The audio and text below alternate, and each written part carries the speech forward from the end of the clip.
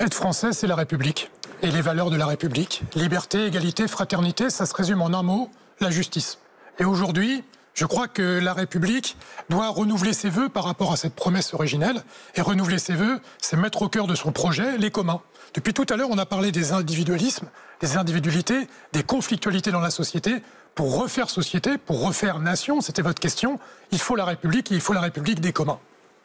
Stanislas Guerini, qu'est-ce qu'être français aujourd'hui ? Là, je crois aussi que c'est adhérer à notre devise républicaine. La liberté, l'égalité et la fraternité. Mais de faire en sorte que cette devise-là, elle ne soit pas simplement inscrite sur les frontons de nos mairies.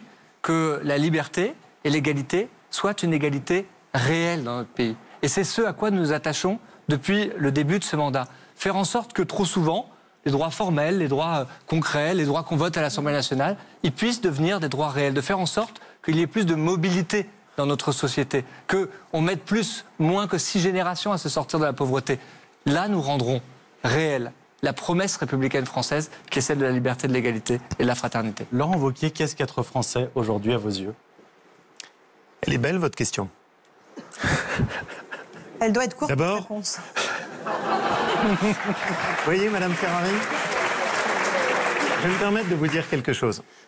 Ça, vous voyez, c'est toute la déchéance de ce qu'est devenu notre débat médiatique et politique. On vous pose une question magnifique. Qu'est-ce que c'est qu'être français? Qui mériterait un livre de Marc Bloch? Qui mériterait qu'on revisite la vis? Et vous nous dites, vous avez 1 minute pour répondre. Vous vous rendez compte de ce qu'est devenu nos débats?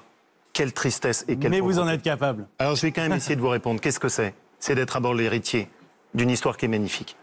C'est ça, être français. C'est être les héritiers de La Fontaine. C'est être les héritiers de notre histoire. De l'histoire d'un pays qui a su se forger dans la résistance, dans l'affrontement avec ceux qui étaient autour de nous, qui petit à petit a édifié quoi? Une civilisation unique, qui est l'héritière de 3 traditions. Notre tradition judéo-chrétienne, celle de l'humanisme. La tradition de l'Antiquité et la tradition des Lumières. On est le point d'aboutissement de tout ça. Et ce qui parfois me fait rager, c'est le sentiment qu'on donne d'avoir honte de ce que nous sommes. De ne plus assumer notre fierté, de ne plus la transmettre. D'avoir petit à petit laissé s'installer au nom de je sais quel droit à la différence, le fait que maintenant celui qui vient chez nous n'a plus à cœur d'adopter notre identité, mais de contester notre mode de vie. C'est ça ce qui me rend triste. Je pense qu'on a une histoire magnifique, une culture magnifique, et que la plus belle des générosités, c'est de la transmettre à ceux qui viennent derrière nous. C'est ça, être français. Adrien Quatennens, qu'est-ce que c'est pour vous qu'être français? La République fondant la nation, être français, selon moi, c'est se sentir universel et faire vivre pour soi et pour le collectif la devise et lui donner corps politiquement. Liberté, égalité, fraternité, c'est un contenu politique. Être français, c'est aussi avoir une part de souveraineté, laquelle, je l'ai dit, a été trop souvent bafouée, raison pour laquelle, quand une majorité de Français, 70%, sont favorables au référendum d'initiative citoyenne et qu'une nouvelle fois, M. Guerini se trouve en minorité, je suis du côté de cette majorité. Je crois aussi que l'impasse dans laquelle nous sommes fait urgence à nous refonder comme peuple. Et pour refaire peuple, je le crois, il est temps de passer à la 6e République et pour ce faire, de convoquer une assemblée citoyenne constituante qui aurait en charge de se redéfinir, de redéfinir quels droits nous nous reconnaissons les uns les autres afin de refaire peuple tous ensemble. Voilà ce que je pense qu'est être français. Marine Le Pen, qu'est-ce qu'être français? Être français, c'est un acte d'amour. Voilà, tout simplement. Pourquoi vous aimez votre femme? Pourquoi vous aimez votre mari? C'est aimer effectivement l'histoire, aimer ce patrimoine matériel et immatériel, car il y a les deux. Notre patrimoine matériel, immatériel, c'est aimer la liberté, y compris celle des femmes, qui est en train de disparaître progressivement dans toute une série d'endroits en France, dans toute une série de quartiers. C'est aimer le débat, c'est aimer les idées, c'est avoir les mêmes codes, les mêmes mœurs. Et vous savez, il y a beaucoup de Français d'ailleurs d'origine étrangère qui se sentent profondément français parce qu'ils ont cet acte d'amour à l'égard de la France, ils l'ont choisi. Moi, ce que j'arrive pas à comprendre de la part de certains qui arrivent aujourd'hui, c'est qu'ils arrivent aujourd'hui en France, en réalité, pour la changer. Ils veulent y imposer leurs codes, leurs mœurs, leurs traditions, leur mode de vie. Eh bien, moi, je leur dis que ça va pas être possible. Voilà. Soit vous venez parce que vous aimez la France, vous faites cet acte d'amour et vous la prenez et vous vous y soumettez, ou alors vous voulez rester ce que vous êtes, et à ce moment-là, je vous suggère vivement de rester dans votre pays d'origine.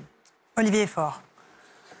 La France, c'est bientôt aimer, bien sûr aimer la France, et aimer sa géographie, aimer sa culture, aimer son histoire, bien sûr. Mais depuis la Révolution française, c'est plus que cela. c'est l'adhésion à des valeurs, celles qui ont été rappelées. Liberté, égalité, fraternité, et auquel il faut ajouter laïcité. C'est ça la France. Et je réponds à Madame Le Pen qui voudrait, comme toujours, nous expliquer qu'il y aurait des Français qui seraient indéfectiblement français parce que de souche. Je suis moi-même eurasien. J'ai dit ça, j'ai dit l'inverse. Je suis eurasien et donc ma mère est née à quelques milliers de kilomètres d'ici. Elle est venue parce qu'elle était dans un pays qui était un pays en guerre. Et elle se sent aujourd'hui française. Et elle en respecte à la fois la culture, mais elle sait aussi d'où elle vient. Et elle sait aussi que sa culture n'est pas une culture qui ne peut pas enrichir ce pays dans lequel nous sommes. Et donc, voilà, moi j'aimerais un pays ouvert, un pays fraternel, un pays où on ne se replie pas en permanence, où on n'est pas, comme vous l'êtes, sur une forme d'identité raciste. Non, de fermeté, de fermeté. D'identité raciste. Sur le Cette façon de considérer que celui qui arrive est forcément non pas un apport, non pas une richesse, mais toujours un problème. Ma tête de liste s'appelle Jordan Bardella et le troisième Marianne de Nicolas Dupont-Aignan. Non, mais pour vous Nicolas dire que... Dupont-Aignan. Ne faites pas et alors, on sait bien que c'est pas, votre problème n'est pas l'Italie. Vous êtes même aujourd'hui avec Salvini. Votre problème, il est ailleurs. On le sait bien, S'il ça. vous plaît, merci. Tout le monde le sait. De rester Et vous avez des problèmes avec d'autres. Nicolas Dupont-Aignan, vous avez la parole. Ni avec les Portugais, ni avec les Allemands, ni avec les Anglais, ni avec tout ça. Écoutez, qu'est-ce qu'être français pour vous, monsieur Dupont-Aignan? Je crois qu'il y avait une belle phrase d'André Malraux qui disait qu'être français, c'est accepter de mourir pour son pays sans se poser de questions. Parce que c'est comme pour ses enfants. Si nos enfants ont un danger, vous vous précipitez, vous les sauvez, vous réfléchissez pas, même autrui. Être français, c'est donc mourir pour son pays quand son pays est en danger. Être français, c'est aussi un bloc. On choisit pas les périodes de son histoire. On prend la France telle qu'elle s'est forgée, oui, avec des racines gréco-latines, une histoire judéo-chrétienne, le siècle des Lumières. C'est un ensemble. Et on ne sépare pas, on ne choisit pas. C'est un bloc, comme disait Clémenceau, là c'était sur la Révolution, c'était pas sur la France, mais qu'importe. Et puis, il y a un autre point qui me paraît très important. Être français, c'est aussi une dynamique. Pourquoi beaucoup de jeunes Français ou de gens qui sont arrivés sur notre sol ne s'assimilent pas? C'est peut-être aussi parce que les Français de souche ont perdu la fierté de la France, la volonté de la défendre et de la rendre libre. Être français, c'est être libre. Libre, fort, juste. Et le problème de fond aujourd'hui, pourquoi il y a une crise d'identité, il y a une crise existentielle? C'est parce que nos dirigeants ont donné les clés de la Maison France à des technocrates non élus, à des marchés financiers, et que les Français voient bien qu'ils n'ont plus le pouvoir. Donc on pourra retrouver notre identité française que lorsque les Français retrouveront le pouvoir de maîtriser leur destin.